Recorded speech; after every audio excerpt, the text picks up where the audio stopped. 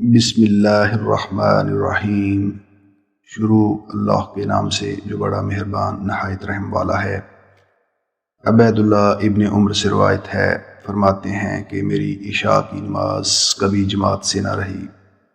ایک رات میرے ہاں کچھ مہمان آ گئے جن میں مشغولیت کی وجہ سے میری عشاء کی نماز جماعت سے جاتی رہی۔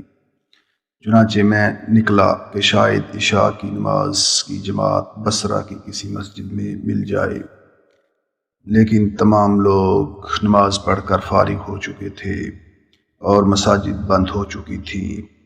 پھر میں اپنے گھر لوٹ آیا اور میں نے سوچا کہ بلا شبہ حدیث میں آیا ہے کہ جماعت کی نماز فضیلت رکھتی ہے اکیلے پر 27 درجے۔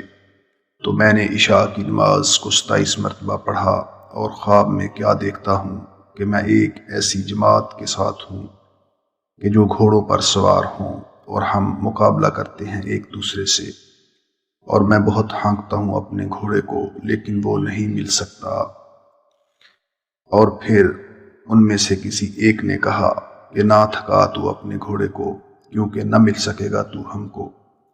میں نے کہا کیا وجہ ہے؟